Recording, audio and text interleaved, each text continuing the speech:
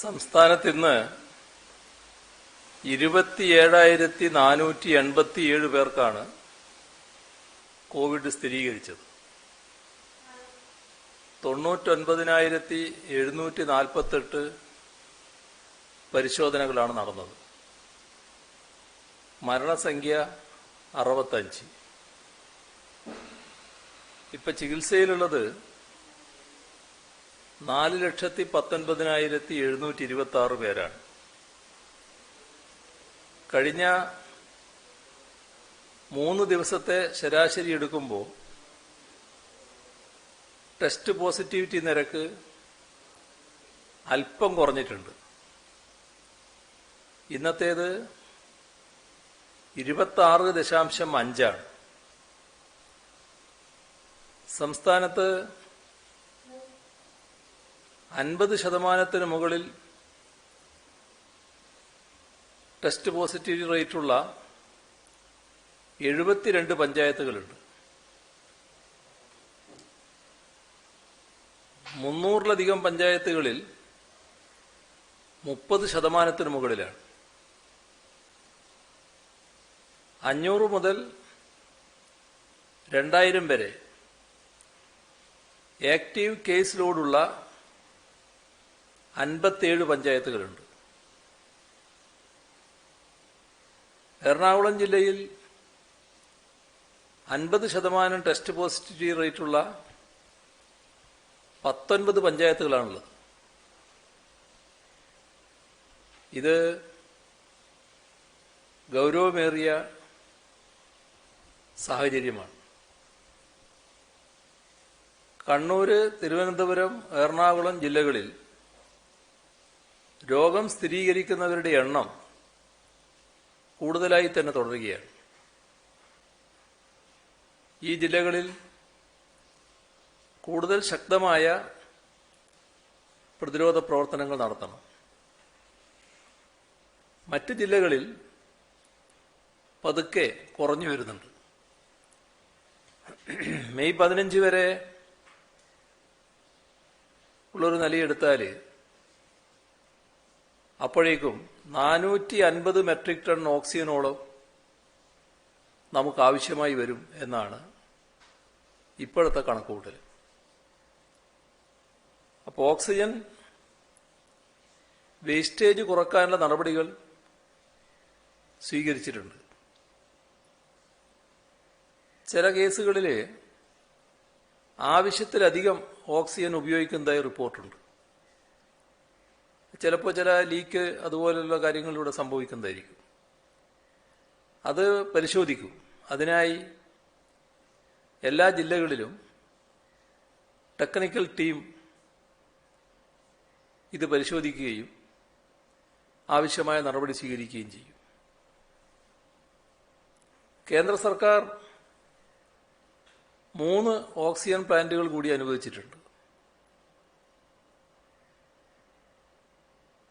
ആരോഗ്യ പ്രവർത്തകര്, ഡോക്ടർമാര് ഈ ഘട്ടത്തിൽ കൂടുതൽ ഉണ്ടാവുക എന്നത് ഏറ്റവും ആവശ്യമായിട്ടുള്ള കാര്യമാണ്. കൂടുതൽ ഡോക്ടർമാരെയും പാരാമെഡിക്കൽ സ്റ്റാഫിനെയും താൽക്കാലികമായി നിയമിക്കാൻ നടപടി സ്വീകരിച്ചിട്ടുണ്ട്. റിട്ടയർ ചെയ്ത ഡോക്ടർമാര്, ലീവ് കഴിഞ്ഞ ഡോക്ടർമാര്, ഇവരെയൊക്കെ ഇതിനായി ഉപയോഗിക്കാൻ പറ്റും.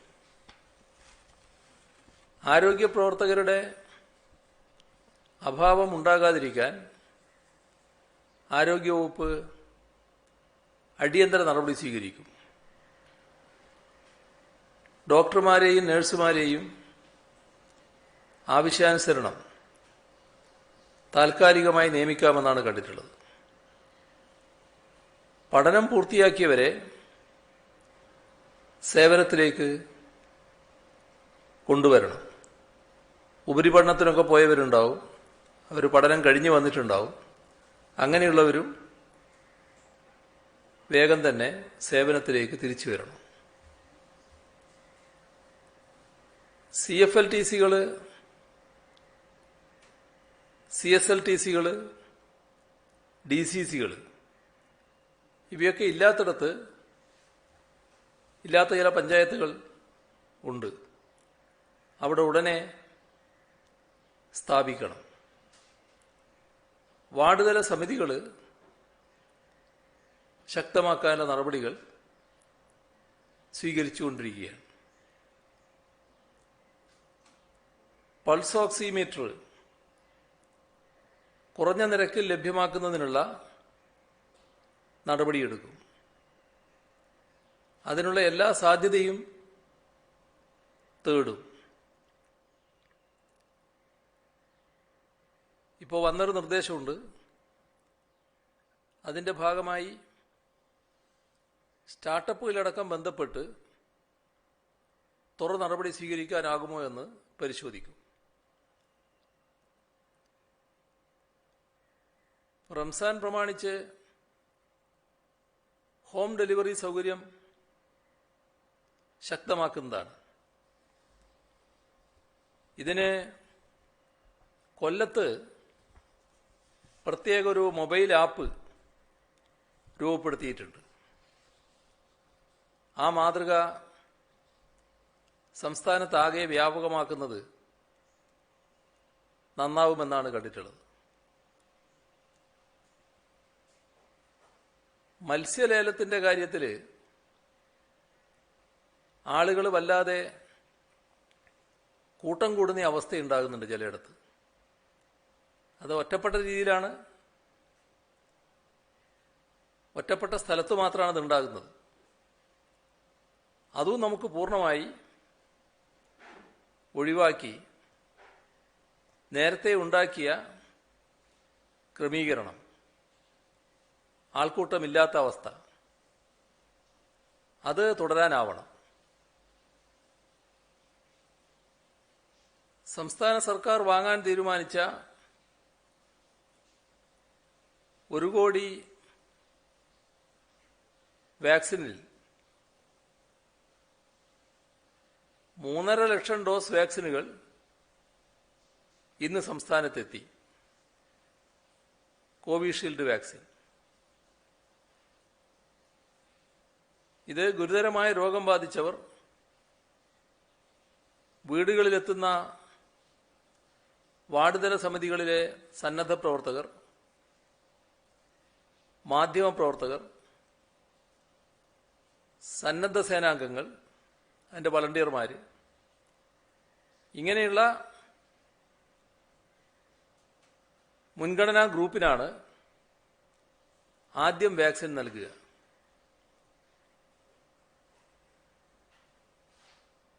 നേരത്തെ ആ മുൻഗണനാ ക്രമം തീരുമാനിച്ചിട്ടുണ്ട്. അതനുസരിച്ചാണ് വാക്സിൻ നൽകുന്ന എടുക്കുക. 161 പഞ്ചായത്തുകളിൽ ഇപ്പോൾ ജനകീയ ഹോട്ടലുകളില്ല. ഈ പഞ്ചായത്തുകളിൽ കമ്മ്യൂണിറ്റി കിച്ചൺ ആരംഭിക്കേണ്ടി വരും.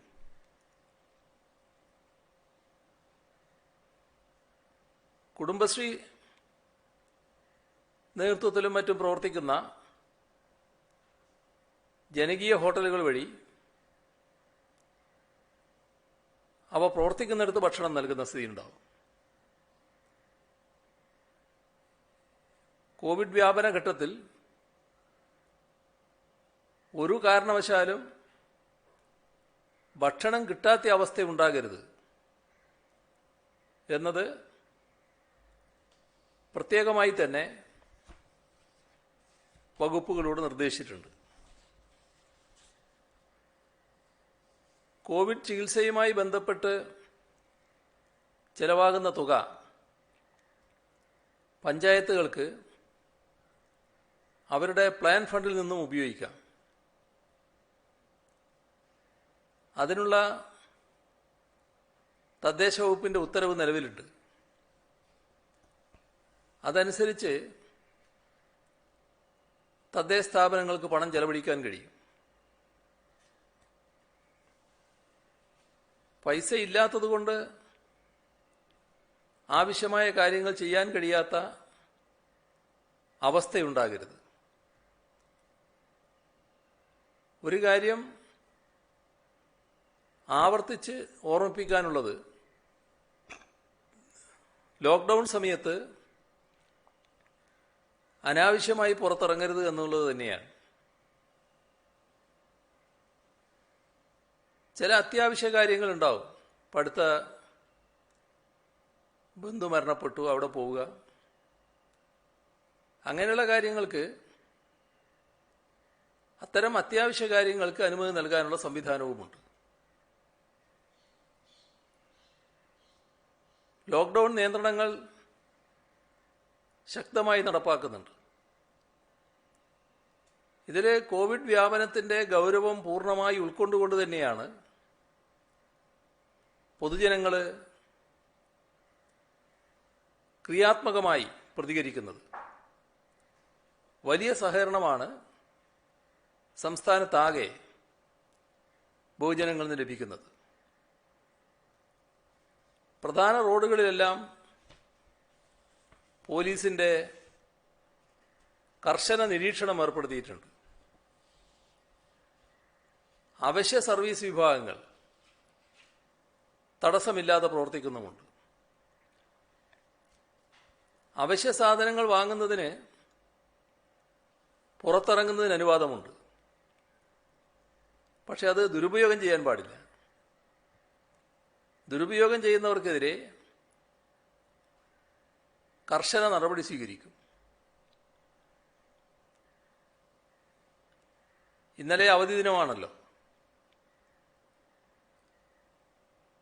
16,878 പോലീസ് ഉദ്യോഗസ്ഥരെയാണ് ഇന്നലെ നിരത്തുകളിൽ നിയോഗിച്ചിരുന്നത്. ഇന്ന് 25,000 പേരാണ് ആ ജോലി ചെയ്യുന്നത്. അത്യാവശ്യ ഘട്ടങ്ങളിൽ യാത്ര ചെയ്യുന്നതിനായി ഓൺലൈൻ പാസ് നൽകുന്ന പോലീസ് സംവിധാനം ശനിയാഴ്ച നിലവിൽ വന്നു. പ്രവർത്തനക്ഷമമായി 12 മണിക്കൂറിനകം 1,00,000 അപേക്ഷകളാണ് ലഭിച്ചത്.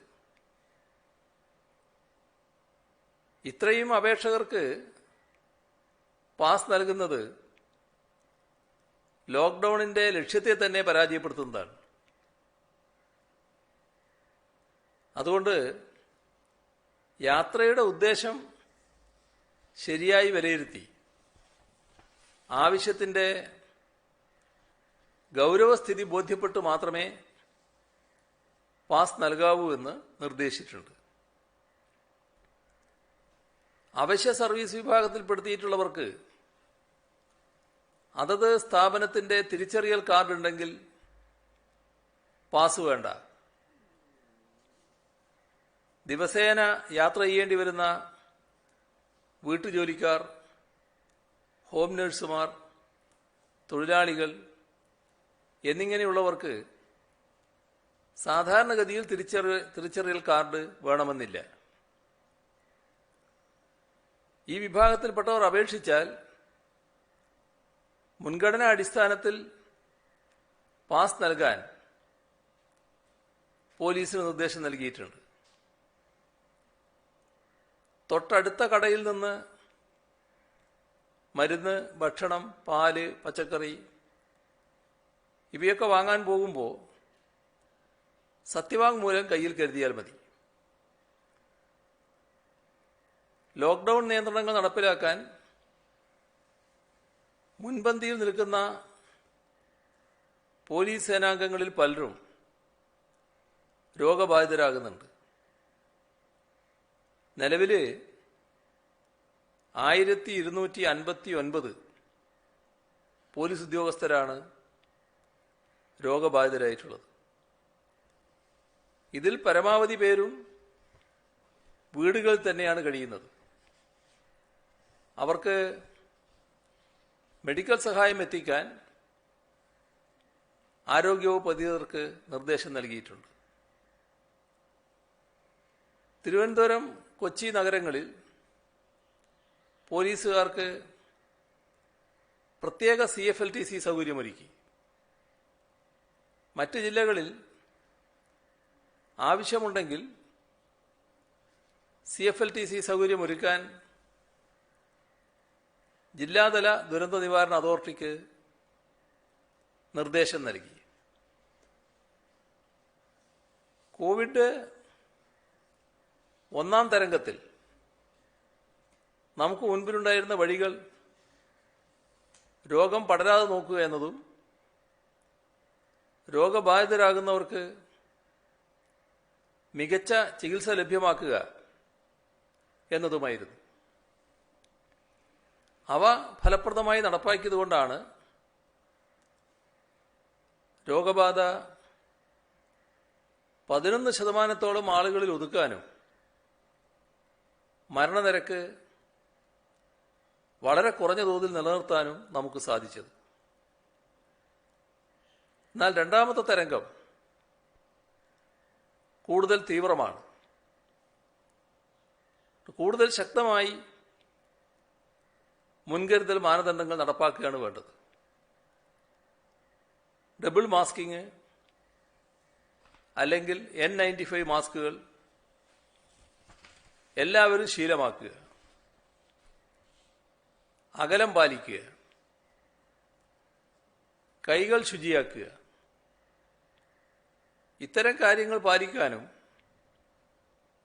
അടഞ്ഞ സ്ഥലങ്ങൾ, ആൾക്കൂട്ടം, അടുത്തിടപെടലുകൾ എന്നിവ ഒഴിവാക്കാനും പ്രത്യേക ജാഗ്രത തന്നെ പുലർത്തണം. ആരോഗ്യ സംവിധാനങ്ങളുടെ കപ്പാസിറ്റി ഉയർത്തിയിട്ടുണ്ട്. ആ പ്രക്രിയ തുടരുകയും ചെയ്യുന്നു. പക്ഷേ രോഗവ്യാപനം കൂടുതൽ കരുത്താർജിക്കുന്നു. ആ സാഹചര്യത്തിൽ അതീവ ശ്രദ്ധ പുലർത്തിയില്ലെങ്കിൽ ആരോഗ്യ സംവിധാനങ്ങൾക്ക് കൈകാര്യം ചെയ്യാൻ സാധിക്കാത്ത വിധത്തിലുള്ള സാഹചര്യം വന്നേക്കാം. അതുകൊണ്ടുകൂടിയാണ് ലോക്ക്ഡൗൺ നടപ്പിലാക്കിയിരിക്കുന്നത്. ഒന്നാമത്തെ ലോക്ക്ഡൗണും ഇപ്പോൾ നടപ്പിലാക്കുന്ന ലോക്ക്ഡൗണും തമ്മിൽ വ്യത്യാസമുണ്ട്. ആദ്യത്തെ ലോക്ക്ഡൗൺ പ്രിവെന്റീവ് ലോക്ക്ഡൗൺ ആയിരുന്നു.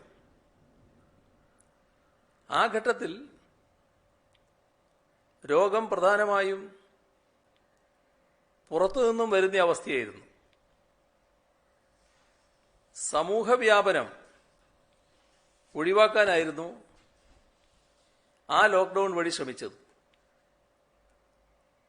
ഇപ്പോൾ നടപ്പിലാക്കുന്നത് എമർജൻസി ലോക്ക്ഡൗൺ ആണ്. രോഗബാധ ഇവിടെ തന്നെയുള്ള സമ്പർക്കം മൂലമാണ് ഇപ്പോൾ കൂടുതലായി ഉണ്ടാകുന്നത്. പ്രധാനമായും മരണങ്ങൾ കുറയ്ക്കുക എന്നതാണ് ഈ ലോക്ക്ഡൗണിന്റെ ലക്ഷ്യം. അതുകൊണ്ട് തന്നെ ഈ ലോക്ക്ഡൗണിനുള്ളത് നമ്മുടെ ജീവന്റെ വിലയാണ് എന്നത് മറക്കാതിരിക്കുക. സ്വന്തം സുരക്ഷയ്ക്കും പ്രിയപ്പെട്ടവരുടെ നന്മയ്ക്കും ഈ ലോക്ക്ഡൗൺ ഏറ്റവും ഫലപ്രദമായി നടപ്പാക്കുമെന്ന് നമ്മൾ ഓരോരുത്തരും തീരുമാനിക്കണം. സംസ്ഥാനത്തെ സ്വകാര്യ ആശുപത്രികളിലെ കോവിഡ് ചികിത്സാ നിരക്ക് നിശ്ചയിച്ച് സർക്കാർ ഉത്തരവിറക്കിയിട്ടുണ്ട്. ചില സ്വകാര്യ ആശുപത്രികൾ അമിത ഫീസ് ഈടാക്കുന്നുവെന്ന പരാതിയെ തുടർന്നും ഹൈക്കോടതി ഇടപെടലിനെ തുടർന്നും സ്വകാര്യ ആശുപത്രികളുമായി ചർച്ച നടത്തിയാണ് നിരക്കുകൾക്ക് അന്തിമ രൂപം നൽകിയത്. കാസ്പ് പദ്ധതിയിൽ ഉൾപ്പെടുന്നവർക്കും സർക്കാർ റെഫർ ചെയ്യുന്ന രോഗികൾക്കും സൗജന്യമായാണ് സ്റ്റേറ്റ് ഹെൽത്ത് ഏജൻസിയിൽ എംപാനൽ ചെയ്യപ്പെട്ട സ്വകാര്യ ആശുപത്രികളിൽ ചികിത്സ ലഭ്യമാക്കി വരുന്നത്. ഇതിൻ്റെ നിരക്കുകൾ സർക്കാർ നേരത്തെ തന്നെ നിശ്ചയിച്ചിട്ടുണ്ട്. ഇതിനു പുറമെ സ്വകാര്യ ആശുപത്രികൾ നേരിട്ടെത്തുന്ന കോവിഡ് രോഗികൾക്കുള്ള ചികിത്സാ നിരക്കാണ് നിശ്ചയിച്ചത്. NABH അക്രഡിറ്റേഷൻ ഇല്ലാത്ത ആശുപത്രികൾക്കും അക്രഡിറ്റേഷനുള്ള ആശുപത്രികളെയും തരംതിരിച്ചാണ് നിരക്ക് നിശ്ചയിച്ചിട്ടുള്ളത്. NABH അക്രഡിറ്റേഷൻ ഇല്ലാത്ത ആശുപത്രികളിലെ ജനറൽ വാർഡ് 2645 രൂപ, HDU 3795 രൂപ, ICU 7800 രൂപ, വെന്റിലേറ്റർ ഉൾപ്പെടെയുള്ള ICU 13800 രൂപ. ഇങ്ങനെയാണ് നിരക്കുകൾ. NABH അക്രഡിറ്റേഷനുള്ള ആശുപത്രികളിലെ ജനറൽ വാർഡ് 2910 രൂപ, HDU 4175 രൂപ, ICU 8580 രൂപ, വെന്റിലേറ്റർ ഉൾപ്പെടെയുള്ള ICU 15180 രൂപ. ഇങ്ങനെയാണ് നിരക്കുകൾ നിശ്ചയിച്ചിട്ടുള്ളത്. രജിസ്ട്രേഷൻ ചാർജ്, ബെഡ് ചാർജുകൾ, നഴ്സിംഗ് ആൻഡ് ബോർഡിംഗ് ചാർജുകൾ, ശസ്ത്രക്രിയാ വിദഗ്ധർ, അനസ്തറ്റിസ്റ്റുകൾ, മെഡിക്കൽ പ്രാക്ടീഷണർ, കൺസൾട്ടന്റ് ചാർജുകൾ, ബ്ലഡ് ട്രാൻസ്ഫ്യൂഷൻ, ഓക്സിജൻ, മരുന്നുകൾ, അത്യാവശ്യ പരിശോധനകളായ X-ray, USG, haematology, pathology, pre and post hospitalisation ചെലവുകൾ ഇവയെ ഉൾപ്പെടെയാണ് ഈ നിരക്കുകൾ. ഹൈ എൻഡ് പരിശോധനകളായ CT ചെസ്റ്റ്, HRCT ചെസ്റ്റ് എന്നിവയെയും റെംഡെസിവിർ, ടൊസിലാസ്മാബ് തുടങ്ങിയ വില കൂടിയ മരുന്നുകളെയും PPE കിറ്റിനെയും പ്രതിദിന നിരക്കിൽ നിന്നും ഒഴിവാക്കിയിട്ടുണ്ട്. ഇവയ്ക്ക് MRPയിൽ അധികരിക്കാതെയുള്ള തുക മാത്രമേ ഈടാക്കാൻ പാടുള്ളൂ എന്ന കർശന വ്യവസ്ഥയുണ്ട്. ഒരു ദിവസം ജനറൽ വാർഡിൽ 2 PPE കിറ്റുകൾക്കും ICUവിൽ 5 PPE കിറ്റുകൾക്കും തുക ഈടാക്കുന്നതാണ്. PPE കിറ്റ്, പൾസ് ഓക്സിമീറ്റർ, മാസ്കുകൾ, പോർട്ടബിൾ ഓക്സിജൻ സിലിണ്ടറുകൾ എന്നിവയ്ക്ക് അമിത വില ഈടാക്കാൻ പാടില്ല. അത്തരക്കാർക്കെതിരെ ജില്ലാ കലക്ടർ നടപടി സ്വീകരിക്കേണ്ടതാണ്.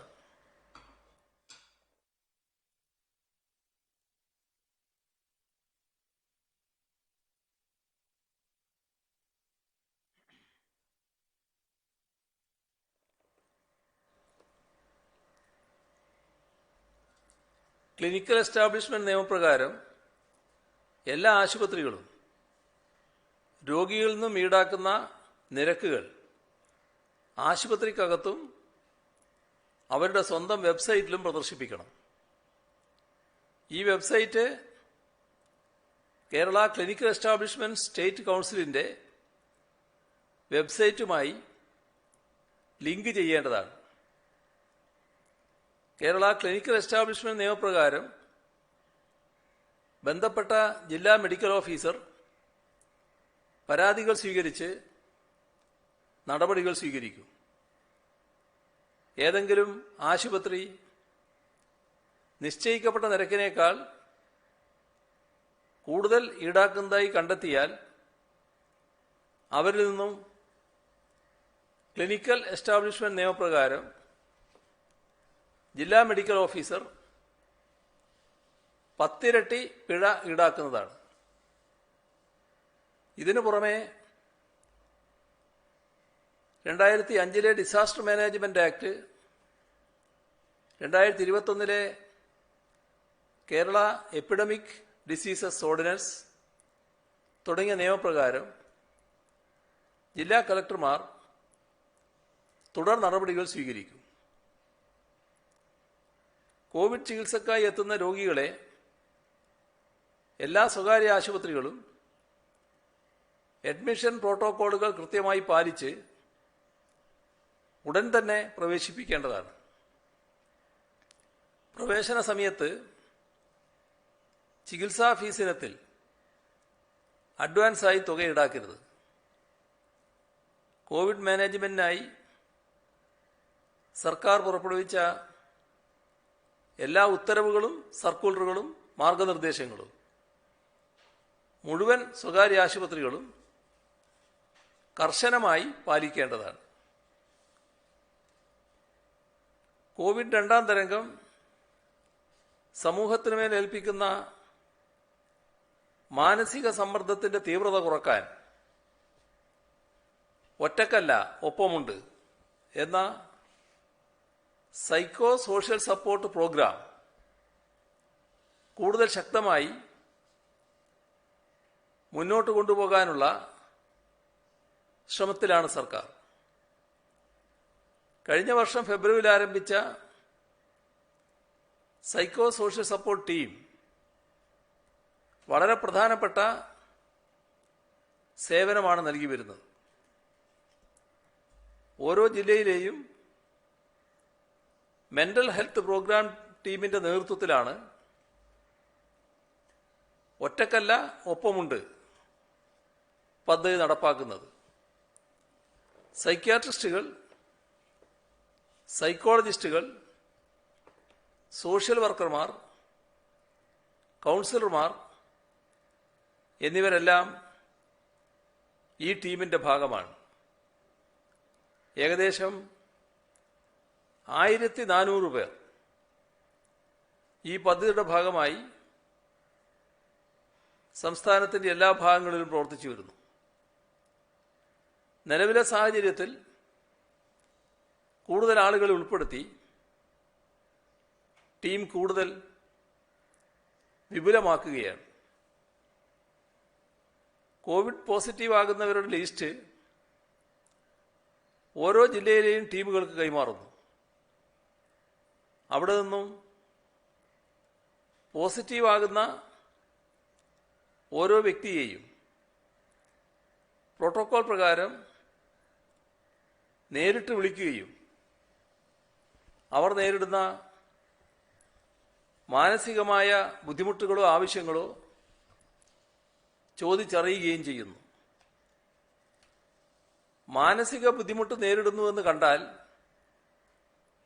രണ്ടാമത്തെ കോളിൽ സൈക്യാട്രിസ്റ്റ് നേരിട്ട് സംസാരിച്ച് പരിഹാരം നിർദ്ദേശിക്കും. മരുന്നുകൾ ആവശ്യമായി വരികയാണെങ്കിൽ തൊട്ടടുത്തുള്ള പ്രൈമറി ഹെൽത്ത് സെന്റർ വഴി അവർക്കത് എത്തിക്കാനുള്ള നടപടി സ്വീകരിക്കും. മറ്റാവശ്യങ്ങൾ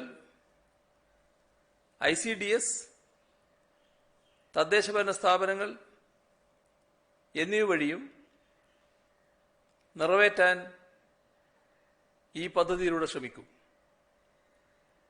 കോവിഡ് രോഗവിമുക്തരായവരെ 20 ദിവസങ്ങൾക്ക് ശേഷം പോസ്റ്റ് കോവിഡ് ബുദ്ധിമുട്ടുകൾ ഉണ്ടാകുന്നുണ്ടോ എന്ന് തിരക്കുന്നതിനും കോളുകൾ ചെയ്യുന്നുണ്ട്.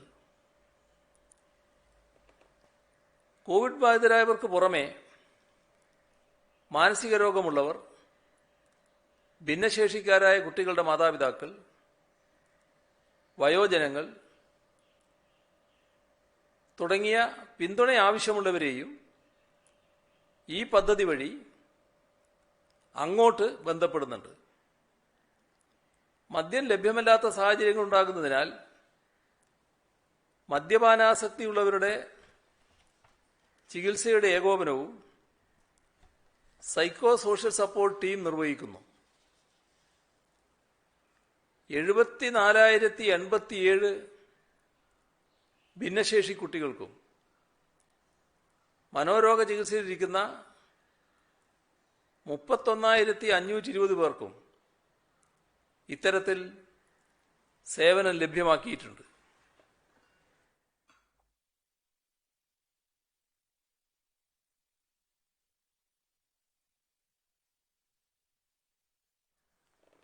വിദ്യാലയങ്ങൾ അടഞ്ഞുകിടക്കുന്നതിനാൽ കഴിഞ്ഞ വർഷം ജൂൺ മാസം മുതൽ സ്കൂൾ കുട്ടികളെയും സൈക്കോ സോഷ്യൽ സപ്പോർട്ട് ടീം ബന്ധപ്പെടുന്നുണ്ട്. 7,12,000 സ്കൂൾ കുട്ടികളെയാണ് ഇതുവരെ വിളിച്ചത്. അതിൽ 73,723 കുട്ടികൾക്ക് കൗൺസിലിംഗ് നൽകി വരുന്നു. പുതുതായി ആരോഗ്യ പ്രവർത്തകർക്ക് വേണ്ടിയുള്ള ഹെൽപ്പ് ലൈനും ആരംഭിച്ചു. ഏകദേശം 64,000 കോളുകൾ ആരോഗ്യ പ്രവർത്തകരുടെ മാനസികാരോഗ്യം ഉറപ്പുവരുത്തുന്നതിനായി വിളിച്ചു കഴിഞ്ഞു. അവർക്കാവശ്യമുള്ള സ്ട്രെസ് മാനേജ്മെന്റ് ക്ലാസുകൾ സംസ്ഥാനാടിസ്ഥാനത്തിലും ജില്ലാടിസ്ഥാനത്തിലും നൽകി വരികയും ചെയ്യുന്നു. ഇതുവരെ 83 ലക്ഷം കോളുകളിലൂടെ 52 ലക്ഷം പേർക്കാണ് ഒറ്റക്കല്ല ഒപ്പമുണ്ട് പദ്ധതി സേവനം നൽകിയത്. എല്ലാ ജില്ലകളിലും മാനസികാരോഗ്യ പരിപാടിയുടെ കീഴിൽ സൈക്കോ സോഷ്യൽ ഹെൽപ്പ് ലൈൻ നമ്പറുകൾ ലഭ്യമാണ്. ഇതിനു പുറമെ സംസ്ഥാനാടിസ്ഥാനത്തിൽ ദിശ ഹെൽപ്പ് ലൈൻ 1056, തിരുവനന്തപുരത്തെ നമ്പർ 0471 255 2056. ഈ നമ്പറുകളിൽ 24 മണിക്കൂറിലും സേവനം ലഭ്യമാണ്. കോവിഡിന്റെ രണ്ടാമത്തെ തരംഗത്തെ അതിജീവിക്കാൻ സംസ്ഥാന സർക്കാർ സ്വീകരിക്കുന്ന നടപടികൾ വ്യക്തമാക്കിക്കൊണ്ട് പ്രധാനമന്ത്രിക്ക് ഇന്ന് കത്തയച്ചു. കോവിഡ് പ്രതിരോധത്തിൽ കേരളം എപ്രകാരം കേന്ദ്രവുമായി സഹകരിക്കുന്നുണ്ട് എന്നതും കത്തിൽ വ്യക്തമാക്കിയിട്ടുണ്ട്. അതിന്റെ ഭാഗമായി സെൻട്രൽ അലോക്കേഷൻ കമ്മിറ്റിയുടെ ആവശ്യപ്രകാരം കേരളത്തിന് പുറത്ത് ആവശ്യമായ ഇടങ്ങളിലേക്ക് ഒക്കെ കേരളം റെംഡെസിവിർ ലഭ്യമാക്കുന്നുണ്ട്. ഈ ഘട്ടത്തിൽ ആവശ്യമായ ഓക്സിജൻ ഉറപ്പുവരുത്താൻ കേരളം പ്രത്യേകം ശ്രദ്ധ ചെലുത്തിയിട്ടുണ്ട്. പ്രതിദിനം 219 മെട്രിക് ടണ്ണാണ് നമ്മുടെ ഉൽപ്പാദനം. ഇത് ഒട്ടും തന്നെ ചോർന്നു പോകാതെയും അനാവശ്യ ഉപയോഗം ഇല്ലെന്ന് ഉറപ്പുവരുത്തിയും ഉള്ള സ്റ്റോക്കിന്റെ ഉത്തമ ഉപഭോഗം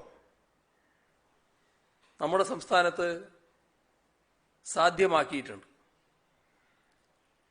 ദേശീയ ഗ്രിഡിൽ സമ്മർദ്ദം ചെലുത്താതെ ഇരിക്കത്തക്ക വിധത്തിൽ കേരളത്തിലെ ഓക്സിജന്റെ ബഫർ സ്റ്റോക്ക്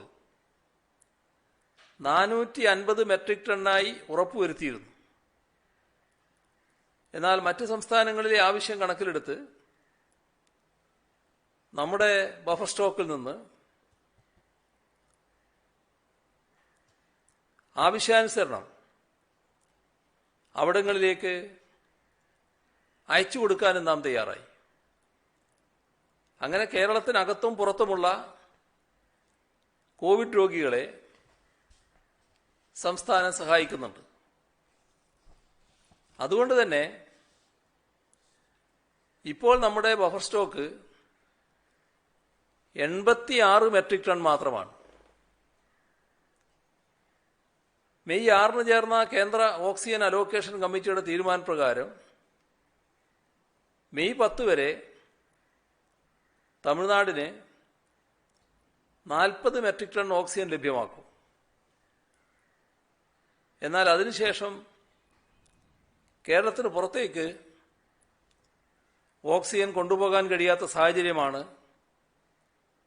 ഉണ്ടാവുക എന്ന് പ്രധാനമന്ത്രിയെ അറിയിച്ചു. ആക്റ്റീവ് കേസുകൾ മെയ് 15ഓടെ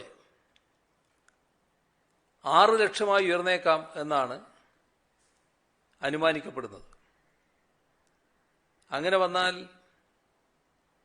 ആശുപത്രിയിൽ അഡ്മിറ്റ് ചെയ്യേണ്ടി വരുന്നവരുടെ എണ്ണവും സ്വാഭാവികമായി ഉയരും. അപ്പോൾ 450 മെട്രിക് ടൺ ഓക്സിജൻ നമുക്ക് ആവശ്യമായി വരും. രാജ്യത്തുള്ള സ്റ്റീൽ പ്ലാന്റുകളിൽ നിന്ന് വളരെ അകലെ സ്ഥിതി ചെയ്യുന്ന സംസ്ഥാനം എന്ന നിലക്ക് അടിയന്തര ഘട്ടങ്ങളിൽ കേരളത്തിലേക്ക് മറ്റിടങ്ങളിൽ നിന്ന് ഓക്സിജൻ എത്തിക്കുക എന്നത് വിഷമകരമാവും. അതുകൊണ്ട് കേരളത്തിൽ പ്രതിദിനം ഉൽപ്പാദിപ്പിക്കപ്പെടുന്ന 219 മെട്രിക് ടൺ ഓക്സിജനും കേരളത്തിന് അനുവദിക്കണമെന്നും അതിലും അധികമായി വേണ്ടി വരുന്നത് സ്റ്റീൽ പ്ലാന്റുകളിൽ നിന്ന് ലഭ്യമാക്കണമെന്നും ആവശ്യപ്പെട്ടു. രാജ്യത്തിന്റെ പൊതുസ്ഥിതി കണക്കിലെടുത്ത് കേന്ദ്ര സർക്കാർ എത്രയും വേഗം ക്രയോ ടാങ്കറുകൾ സംഭരിക്കണമെന്നും അവയിൽ നിന്ന് സംസ്ഥാനങ്ങൾക്ക് ലിക്വിഡ് മെഡിക്കൽ ഓക്സിജൻ അനുവദിക്കണമെന്നും അതെത്തിക്കാനായി തെലങ്കാന, ആന്ധ്രാപ്രദേശ്, തമിഴ്നാട്, കേരളം എന്നീ സംസ്ഥാനങ്ങളിലേക്ക് ഓക്സിജൻ എക്സ്പ്രസ് ട്രെയിനുകൾ ഓടിക്കണമെന്നും പ്രധാനമന്ത്രിയോട് അഭ്യർത്ഥിച്ചിട്ടുണ്ട്. കോവിഡ് രോഗികളെ കിടത്തി ചികിത്സിക്കുന്നതിനായി പൊതുമേഖലാ വ്യവസായ സ്ഥാപനം Kerala minerals and metals limited KMML Covid ആശുപത്രി സജ്ജമാക്കുകയാണ്. കമ്പനിക്ക് സമീപത്തെ ചവറ ഗവൺമെന്റ് ഹയർ സെക്കൻഡറി സ്കൂളിലും സ്കൂളിന്റെ ഗ്രൗണ്ടിലും കമ്പനിക്ക് മുൻവശത്തെ ടൈറ്റാനിയം റിക്രിയേഷൻ ക്ലബ്ബ് പരിസരത്തുമാണ് ആരോഗ്യവകുപ്പുമായി ചേർന്ന് കോവിഡ് ആശുപത്രി തയ്യാറാക്കുന്നത്.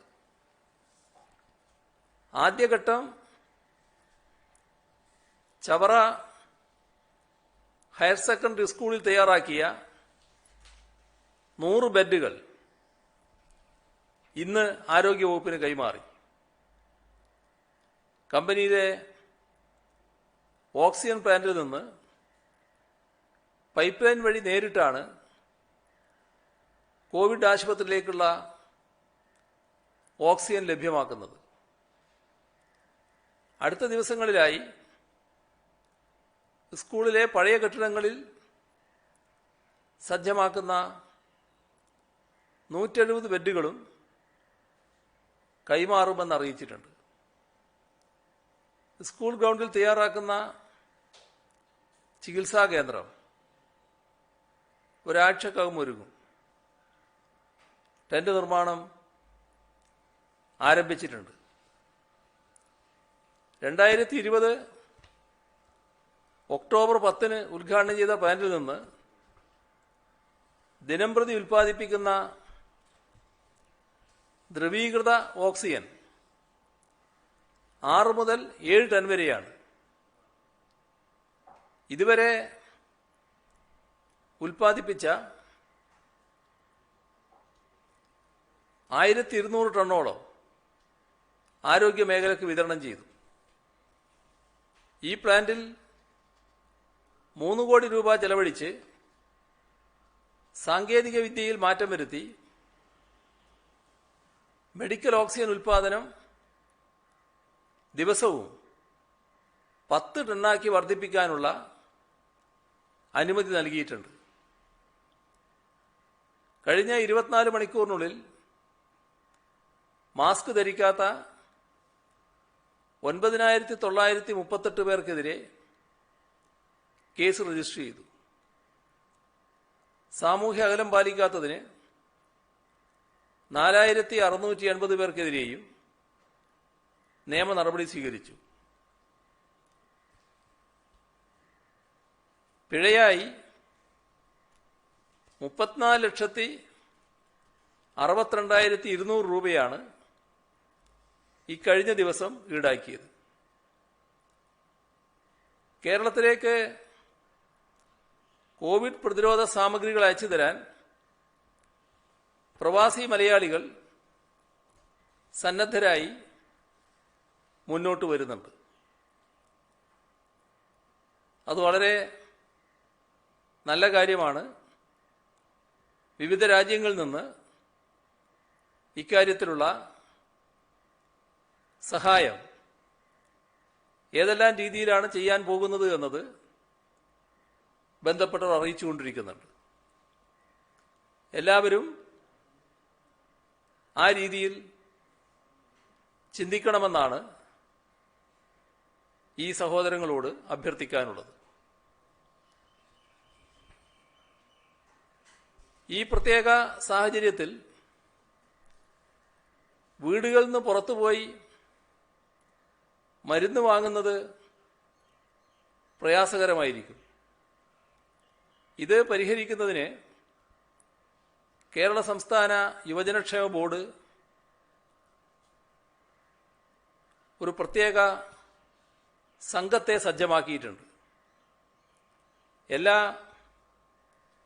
ജില്ലാ കേന്ദ്രങ്ങളിലും കോൾ സെന്ററുകളും ജില്ലയുടെ വിവിധ ഭാഗങ്ങളിൽ വോളണ്ടിയർമാരും അടങ്ങുന്ന സംഘവുമായി ബന്ധപ്പെട്ടാൽ മരുന്നുകൾ വാങ്ങി വീട്ടിലെത്തിച്ചു നൽകും. ഇവരുടെ ഫോൺ നമ്പറുകൾ സമൂഹ മാധ്യമം വഴി പ്രസിദ്ധീകരിച്ചിട്ടുണ്ട്. അവശ്യ സേവനങ്ങൾക്ക് ഇത്തരം ക്രമീകരണങ്ങളിൽ ഏർപ്പെടുത്തുന്നത് വഴി പൊതുജനങ്ങൾ പുറത്തിറങ്ങുന്നത് ഒരു പരിധിവരെ നിയന്ത്രിക്കാനാകും. ജില്ലാ ഓഫീസർ, ജില്ലാ കോർഡിനേറ്റർ എന്നിവർക്കാണ് ഈ ടീമിന്റെ പൂർണ്ണ ചുമതല. അകന്നു നിൽക്കാം, അതിജീവിക്കാം, നമ്മളൊന്ന് എന്നാണ് ഈ ക്യാമ്പയിന്റെ മുദ്രാവാക്യം.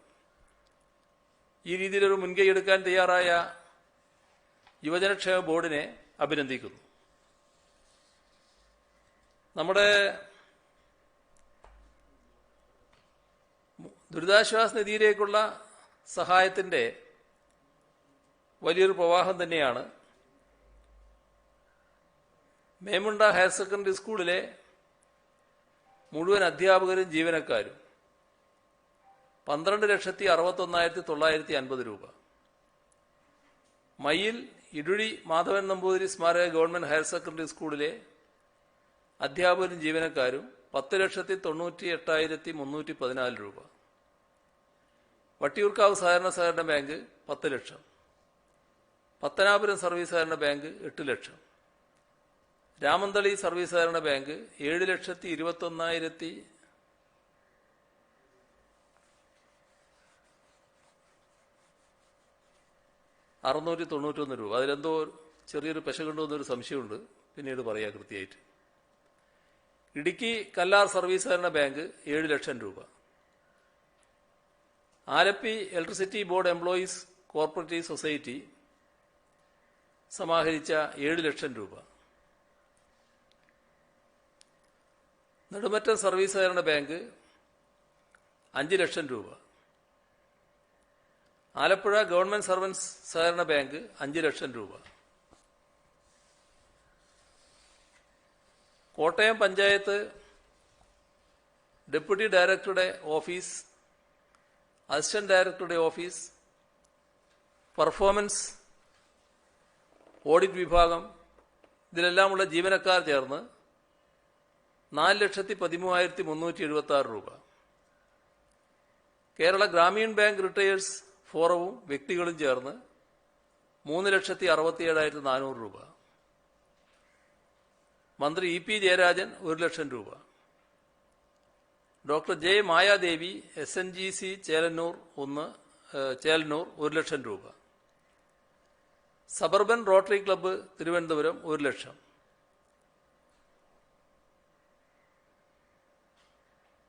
മാത്യു ടി തോമസും ഭാര്യ ഡോക്ടർ അച്ചാമ എലക്സും ചേർന്ന് 1 ലക്ഷം രൂപ. Non journalist pensioners union 1 lakh രൂപ. തളിപ്പറമ്പ് ഫ്രൂട്ട് സെന്ററിലെ KP അഷ്റഫ്, അഫ്ര പ്ലൈവുഡ്സിലെ C അബൂബക്കർ, ഇവർ 1 ലക്ഷം രൂപ. തിരുവനന്തപുരം SUT ആശുപത്രിയിലെ നിയോനാറ്റോളജിസ്റ്റ് മൃണാൽ S പിള്ള, അച്ഛൻ KS പിള്ള എന്നിവർ ചേർന്ന് 1 lakh. Kerala advocate clerks association 50,000. വേലൂർപ്പാറയിൽ ഇബ്രാഹിം മകൻ റാഫി 50,000. നെല്ലിവിള ക്ഷീരോത്പാദക സഹകരണ സംഘം 43,523. NORKA resident vice chairman K Varadarajan 30,000 രൂപ. കുറ്റ്യാടി വടയം സ്വദേശികളായ റിട്ടയേർഡ് അധ്യാപിക ദമ്പതികൾ KP രവീന്ദ്രൻ, GV പ്രമീള 30,000 രൂപ. ന്യൂയോർക്ക് സ്വദേശിയായ ഗ്രിഗറി 30,000. കില മുൻ ഡയറക്ടർ ഡോക്ടർ PP ബാലൻ 25,000. പേരാമ്പ്ര പുനത്തിൽക്കണ്ടി വീട്ടിൽ PK Sreedharan 25,000. Joint council of state service organisation 25,000. Kannur Sivapuram higher secondary സ്കൂളിൽ നിന്ന് വിരമിച്ച അധ്യാപകൻ OK രവീന്ദ്രൻ 21,862 രൂപ. അഭയ SL വെഞ്ഞാറമൂട് 15,000 രൂപ. തിരുവല്ല മാർത്തോമ കോളേജ് AKPCT അംഗങ്ങൾ 17,600 രൂപ. കണ്ണൂർ ചിറക്കലിലെ നവവധൂവരന്മാരായ സൂര്യയും അനൂപും ചേർന്ന് 10,000 രൂപ. റിയാദിൽ ജോലി ചെയ്യുന്ന പ്രദീപ് നെയ്യാറ്റിങ്കര കേളി എന്ന സംഘടന വഴി 10,000 രൂപ. Kerala state service pensioners Nedumangad rural block 10,000. Thiruvananthapuram നഗരസഭ മുൻ mayor Jayan Babu 10,000. Kerala state service pensioners union Nedumangad rural bank Mukkola unit 10,000. ചിന്താവാരിക ജീവനക്കാർ 1 ലക്ഷം. മുൻ MP CP Narayanan 25,000. Thiruvananthapuram SMB സ്കൂളിലെ വിദ്യാർത്ഥി രാഹുൽ സുരേഷും മുത്തച്ഛൻ ചന്ദ്രനും 10,000. PPMHSS കൊടകരയിൽ നിന്ന് 10ാം ക്ലാസ് പൂർത്തിയാക്കിയ അമൻ 5,500. കൂത്തുപറമ്പ് നരവൂർ പാറയിലെ കല്ലി അശോകൻ തനിക്ക് ലഭിച്ച അവാർഡ് തുകയായ 5,000. തിരുവനന്തപുരം വെട്ടുകാട് കല്യാണി കുടുംബശ്രീ യൂണിറ്റ് 5,000. റിയാദിലെ മലാസിലുള്ള നിസാമുദ്ദീന്റെ മകൻ Hisan Muhammad 3,800. Government Cotton Hill LP സ്കൂളിലെ 4ാം ക്ലാസ് വിദ്യാർത്ഥിനി നിഹാരിക SP 1,596 രൂപ. പാമ്പാടി BMM സീനിയർ സെക്കൻഡറി സ്കൂളിലെ 5ാം ക്ലാസ് വിദ്യാർത്ഥി സ്റ്റീവസ് മാർക്കസ് 1,460 രൂപ. N കുഞ്ഞപ്പ കല്യാശ്ശേരി 335 കിലോ കപ്പ. പുത്തലം LP സ്കൂൾ 5ാം ക്ലാസ് വിദ്യാർത്ഥിനി ആഷ്മിക ഷിജു 1,400 രൂപ. മാധ്യമപ്രവർത്തകർക്കും നഗരത്തിൽ ഉച്ചഭക്ഷണത്തിന് ബുദ്ധിമുട്ട് നേരിടുന്ന മറ്റുള്ളവർക്കുമായി തിരുവനന്തപുരം പ്രസ് ക്ലബ്ബും സായി ഗ്രാമും ചേർന്ന് പ്രസ് ക്ലബ്ബ് കെട്ടിടത്തിൽ കമ്മ്യൂണിറ്റി കിച്ചൺ ആരംഭിച്ചതായി അറിയിച്ചിട്ടുണ്ട്. റമദാൻ കിറ്റ് 13-ന് മുൻപ് വളണ്ടർമാരെ ഉപയോഗിച്ച് വീടുകളിൽ എത്തിക്കാൻ തീരുമാനിച്ചിട്ടുണ്ട്. ഇത്രയും വിവരങ്ങളാണ് കൈമാറാനുള്ളത്.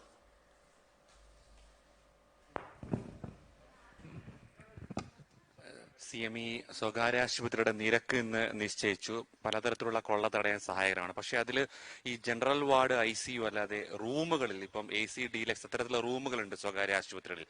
അവിടെയും കോവിഡ് രോഗികളുണ്ട്. അതിന്റെ ഒരു വിലയുടെ കാര്യത്തിൽ ഒരു ആശയക്കുഴപ്പമുണ്ടെന്ന് തോന്നി ഈ നിരക്കിൽ. സാധാരണ നിരക്ക് അവർ ഈടാക്കുന്ന നിരക്കുകൾ ഉണ്ടാവും. അതിന് എന്താണെന്നുള്ളത് പരിശോധിക്കാം. സംബന്ധിച്ച് നമുക്ക് ആവശ്യത്തിന് ഓക്സിജൻ ഉണ്ട്. പക്ഷേ പല ഫീൽഡിൽ നിന്നുള്ള റിപ്പോർട്ടുകൾ പക്ഷേ അങ്ങനെയല്ല. കാസർഗോഡ് സ്വകാര്യ ആശുപത്രികളിൽ 2 ഇന്ന് ഓക്സിജൻ ദൗർലഭ്യമുണ്ടായി. വലിയ പ്രതിസന്ധിയായിരുന്നു. വയനാട്ടിലുണ്ട്. യഥാർത്ഥത്തിൽ ഈ ഫീൽഡിൽ എന്താണ് സംഭവിക്കുന്നത്? എന്തുകൊണ്ടാണ് ഈ ഒരു വിതരണത്തിൽ ഇപ്പോഴും നമുക്ക് ആവശ്യത്തിന് ഓക്സിജൻ ഉണ്ടായിട്ടും കഴിഞ്ഞ ദിവസം RCCയിൽ ഉൾപ്പെടെ ഓക്സിജൻ മുടങ്ങുന്ന സാഹചര്യം ഉണ്ടായി? ഈ ഓക്സിജൻ പ്രധാനമായിട്ട് ലഭ്യമാകുന്നത് പാലക്കാട് ഐനോക്സിൽ നിന്നാണ്. അവിടെ നിന്ന് ഒരു സ്ഥലത്തേക്ക് നമ്മുടെ കേരളത്തിൻ്റെ ഇപ്പോൾ തിരുവനന്തപുരം ഇവിടെ എത്തണമെങ്കിൽ എത്ര ദൂരം ഉണ്ടെന്നും എത്ര സമയമെടുക്കുമെന്നും നമുക്കറിയാം. അപ്പോൾ അതിൻ്റെതായ ഒരു പ്രയാസം നമ്മൾ അനുഭവിക്കുന്നുണ്ട്. ആ പ്രയാസം എങ്ങനെ ലഘൂകരിക്കാനാകുമെന്നതും പരിശോധിച്ചുകൊണ്ടിരിക്കുകയാണ്. ഒരു ക്രമീകരണത്തിലൂടെയാണ് ഈ ആവശ്യത്തിന് ഓക്സിജൻ ഉണ്ട് എന്ന് പറയുന്ന അവസ്ഥ വന്നിട്ടുള്ളത്. ആ ക്രമീകരണത്തിന് ഇപ്പോഴും ദോഷമൊന്നും വന്നിട്ടില്ല. ഇടവിട്ട സമയങ്ങളിൽ ആശുപത്രികളിൽ നിന്നുള്ള കൃത്യമായ റിപ്പോർട്ടുകൾ ഇതുമായി ബന്ധപ്പെട്ട കേന്ദ്രങ്ങൾ ശേഖരിക്കുന്നുണ്ട്. അതനുസരിച്ച് ആവശ്യമായ നടപടികൾ സ്വീകരിക്കുന്നുമുണ്ട്. CM ഈ വിഷമഘട്ടത്തിൽ ജീവനക്കാരെ സ്ഥലം മാറ്റുകയോ പിരിച്ചുവിടുകയോ ചെയ്യരുതെന്ന് അങ്ങ് നേരത്തെ പറഞ്ഞിരുന്നു. ഇപ്പൊ ഈ കാസർഗോഡ്, കണ്ണൂർ ജില്ലയിലെ പല സ്വകാര്യ വിദ്യാഭ്യാസ സ്ഥാപനങ്ങളും സ്വാശ്രയ കോളേജുകളൊക്കെ ജീവനക്കാരെ പിരിച്ചുവിടുന്നു. അതുപോലെ വിദൂര സംസ്ഥാനങ്ങളിലേക്കടക്കം സ്ഥലം മാറ്റുന്നതായിട്ട് റിപ്പോർട്ട്. ഇതിലൊരു ശക്തമായ ഇടപെടൽ വേണ്ടതല്ലേ? ഇതില് സാധാരണ ഇത്തരമൊരു ഘട്ടത്തിൽ മറ്റ് സ്ഥലം മാറ്റങ്ങൾ, മറ്റ് ദൂരദേശ സ്ഥലങ്ങളിലേക്കുള്ള സ്ഥലം മാറ്റങ്ങൾ നടത്തുന്നത് ഒഴിവാക്കണമെന്ന് ബാങ്കുകളടക്കമുള്ളവരോട് നമ്മൾ അഭ്യർത്ഥിച്ചല്ലോ. അത് എല്ലാവരോടും പൊതുവെ സ്വീകരിച്ചിട്ടുള്ള ഒരു സമീപനമാണ്. ഏതാണ് അത്തരം സ്ഥാപനമെന്ന് കണ്ടാൽ അതിന്റെ ആ കാര്യത്തിൽ ആവശ്യമായ നടപടി നമുക്ക് സ്വീകരിക്കാം. CM ഈ നിയന്ത്രണം ശക്തമാക്കുകയാണല്ലോ. പാലക്കാട് പോലീസിനൊപ്പം ചില രാഷ്ട്രീയ യുവജന സംഘടനകളും മറ്റ് സന്നദ്ധ സംഘടനകളും ചേർന്ന് ഈ വാഹന പരിശോധന നടത്തുന്നതായിട്ട് ഒരു പരാതി. സേവാഭാരതി അവരുടെ ബനിയനിലെ പേരെഴുതിയാണ് പോലീസിനൊപ്പം വാഹന പരിശോധന നടത്തിയതെന്ന് ഒരു പരാതി വന്നിട്ടുണ്ട്. അത് പോലീസിന്റെ ഭാഗത്തുനിന്ന് ഒരു ജാഗ്രത കുറവ് ഉണ്ടായതാണോ, അല്ലെങ്കിൽ ഇങ്ങനത്തെ സന്നദ്ധ സംഘടനകൾക്ക് വാഹന പരിശോധനയിൽ പങ്കെടുക്കാമെന്ന് സർക്കാർ നിർദ്ദേശം നൽകിയിട്ടുണ്ടോ? ഒരു സന്നദ്ധ സംഘടനക്കും ഈ ഔദ്യോഗിക സംവിധാനത്തോടൊപ്പം നിന്നുകൊണ്ട് പ്രവർത്തിക്കാനുള്ള അനുമതിയില്ല. സന്നദ്ധ സംഘടനകൾ ധാരാളമുണ്ട്. പക്ഷേ നമ്മുടെ നാട്ടില് ഇത്തരം സന്നദ്ധ പ്രവർത്തകരെ സർക്കാർ തന്നെ പൊതുവെ ക്ഷണിച്ച് രൂപീകരിച്ചിട്ടുണ്ട്. അവരുടെ സേന, കമ്മ്യൂണിറ്റി വളണ്ടിയേഴ്സ് രൂപീകരിച്ചിട്ടുണ്ട്. ആ അംഗങ്ങൾക്കാണ് ഇത്തരം കാര്യങ്ങളിൽ പോകാനുള്ള അനുമതി. അതോടൊപ്പം പോലീസ് വിവിധ സ്ഥലങ്ങളിൽ ആ പോലീസ് സേനയോടൊപ്പം പ്രവർത്തിക്കാനുള്ള വളണ്ടർമാരെ കഴിഞ്ഞ തവണയും നിയോഗിച്ചിട്ടുണ്ട്. അതേതെങ്കിലും സന്നദ്ധ സേനയിൽപ്പെട്ടവരല്ല, നമ്മുടെ സമൂഹത്തിൽ പ്രവർത്തന സന്നദ്ധരായിട്ട് വരുന്ന ആളുകളാണ്. അവർക്ക് ഏതെങ്കിലും തരത്തിലുള്ള രാഷ്ട്രീയമോ മറ്റേതെങ്കിലും സംഘടനയുമായി ബന്ധമോ ഉണ്ടെങ്കിൽ അതൊന്നും പ്രദർശിപ്പിച്ചുകൊണ്ട് ഈ പ്രവർത്തനത്തിൽ പങ്കാളിത്തം വഹിക്കാനാവില്ല. അത്തരത്തിലുള്ള ഒരു കാര്യവും ഇവിടെ പ്രോത്സാഹിപ്പിക്കുകയുമില്ല. CM ഈ താൽക്കാലിക നിയമനത്തെക്കുറിച്ച് പറഞ്ഞു. ഈ ഡോക്ടർമാരുടെയും നഴ്സുമാരുടെയും PSC റാങ്ക് ലിസ്റ്റ് ഇപ്പോൾ നിലവിലുണ്ട്. അതിൽ നിന്നുള്ള നിയമനം പരിഗണിക്കുന്നുണ്ടോ? PSC റാങ്ക് ലിസ്റ്റ് പ്രത്യേകം പരിഗണിക്കേണ്ട കാര്യമില്ലല്ലോ. അത് ഉണ്ടെങ്കിൽ അത് നിയമനം നടന്നു പോകുമല്ലോ. അതിനെന്താ പ്രത്യേക പരിഗണന ആവശ്യമുള്ളത്? ഇപ്പോഴത്തെ ഒരു സാഹചര്യത്തിൽ അതിന് വേഗത കൂട്ടാൻ. അതെ, അതിന് വേഗത കൂടിക്കോളും സാധാരണഗതിയിൽ തന്നെ. ആ വേഗതയുടെ ഭാഗമായിട്ട് നമ്മുടെ പ്രശ്നം പരിഹരിക്കപ്പെടില്ല. ഇത് പ്രത്യേക പ്രശ്നമാണ്. അത് ഒഴിവുള്ള സ്ഥാനത്തേക്കാണ് വരുന്നത്, തസ്തികയുള്ളിടത്തേക്കാണ്. ഇത് തസ്തികയുടെ ഭാഗമായിട്ടുള്ള നിയമനമല്ല പറയുന്നത്. ഇവിടെ രോഗികളുടെ എണ്ണം കൂടുന്നു, അവിടെ പരിശോധിക്കാൻ ഡോക്ടർ വേണം, അതിന്റെ ഭാഗമായി നഴ്സ് വേണം, മറ്റ് സ്റ്റാഫ് വേണം. അത്തരം ആളുകൾ നമ്മളെ തസ്തികയിൽ ഇപ്പോൾ കാണില്ല. അവിടത്തേക്കുള്ള താൽക്കാലിക ജീവനക്കാരുടെ കാര്യമാണ് പറയുന്നത്. CMA ഇപ്പോ സംസ്ഥാനത്ത് ഈ സർക്കാർ ഡോക്ടർമാരുടെ സംഘടന KGMO ഒരു പരാതി CM-ന് തന്നിട്ടുണ്ട് എന്ന് പറയുന്നു. നിരവധി നിർദ്ദേശങ്ങൾ, അതോടൊപ്പം തന്നെ നിരവധി ആവശ്യങ്ങളും. അതായത് ഡോക്ടർമാരുടെ എണ്ണം വർദ്ധിപ്പിക്കണം, തദ്ദേശ സ്ഥാപനങ്ങളിലും ബ്ലോക്ക് അടിസ്ഥാനത്തിലും വിരമിച്ച ഡോക്ടർമാരെ ഉൾപ്പെടുത്തിക്കൊണ്ട് ഈ ജോലിഭാരം കുറയ്ക്കണം, തരത്തിലുള്ള നിർദ്ദേശമാണ് നൽകിയിട്ടുള്ളത്. CM-ന്റെ ശ്രദ്ധയിൽപ്പെട്ടിട്ടുണ്ട് എന്നാണ് പരിശോധിക്കുന്നത്. അല്ല, അത്തരം നിർദ്ദേശങ്ങൾ നൽകുന്ന ഒരു സംഘടന നിർദ്ദേശം നൽകുന്നത് പുതുമയുള്ള കാര്യമല്ലല്ലോ. സ്വാഭാവികമായിട്ട് നൽകുമല്ലോ. അതിനാവശ്യമായ നടപടികൾ സർക്കാർ സ്വീകരിച്ചു വരികയാണല്ലോ. അപ്പോൾ സർക്കാർ സ്വീകരിക്കുന്ന കാര്യത്തിൽ ഇത്തരം സംഘടനകളും മറ്റുമൊക്കെ നല്ല രീതിയിൽ സഹകരിക്കുകയാണ്. ആ നിലക്ക് നമുക്ക് കാര്യങ്ങൾ നോക്കാം. CM, ഈ വാക്സിന്റെ മുൻഗണന സംബന്ധിച്ച് ഒരുപാട് ആവശ്യം CM-നോട് ചോദിക്കണം ഞങ്ങളോട് പറയുന്നത്. ഈ ഗ്യാസുകൾ വീടുകളിൽ വിതരണം ചെയ്യുന്ന ആളുകൾക്ക് ഈ ഒരു വാക്സിനിലൊരു പ്രിഫറൻസ് കൊടുക്കുമോ എന്നുള്ളൊരു ചോദ്യമുണ്ട്. അതുപോലെ തന്നെ ഈ ഒളിമ്പിക്സിന് വേണ്ടിയുള്ള പരിശീലനം ഇപ്പോൾ പലയിടത്തും മുടങ്ങിയിരിക്കണം. അപ്പോൾ ഒളിമ്പിക്സ് നടക്കുമെന്നുള്ളൊരു സാഹചര്യമുള്ളപ്പോൾ ഇവർക്ക് എന്തെങ്കിലും പ്രത്യേകമായിട്ട് പരിശീലനത്തിന് അനുമതിയോ മറ്റോ കായിക താരങ്ങൾക്ക് ഉണ്ടാകുമോ എന്നൊരു ചോദ്യം കൂടി അവർ ആവശ്യപ്പെടുന്നുണ്ട്. വാക്സിൻ നമ്മൾ എല്ലാവർക്കും നൽകുക എന്നുള്ളതാണല്ലോ നമ്മുടെ നയം. ഇപ്പോൾ വാക്സിൻ ലഭ്യമാകുന്ന മുറക്ക് എല്ലാവർക്കും കിട്ടും. ഇപ്പോൾ കിട്ടുമ്പോൾ ആർക്ക് ആദ്യം കൊടുക്കുന്നു എന്നുള്ളതാണ്. അതിനൊരു മുൻഗണനാ ലിസ്റ്റ് തയ്യാറാക്കിയിട്ടുണ്ട്. അതിൽ ഈ മുൻനിര പ്രവർത്തകരായിട്ടുള്ള ഒട്ടേറെ വിഭാഗങ്ങളാണ് പെട്ടിട്ടുള്ളത്. അതിലേതെങ്കിലും വിഭാഗത്തിന് പ്രത്യേക പ്രശ്നങ്ങളുണ്ടെങ്കിൽ അത് നമുക്ക് പ്രത്യേകമായിട്ട് പരിശോധിക്കാം. CMA, മറ്റൊരു ചോദ്യം. ഈ സത്യപ്രതിജ്ഞ സംബന്ധിച്ച് സ്ഥലം ആയിട്ടുണ്ടോ? അതിന്റെ തീയതി ആലോചിക്കാൻ പോകുന്നേ ഉള്ളൂ. അത് പിന്നീട് അറിയിക്കാം. അപ്പോൾ നമുക്ക് നാളെയാകാം, പിന്നെയാകാം.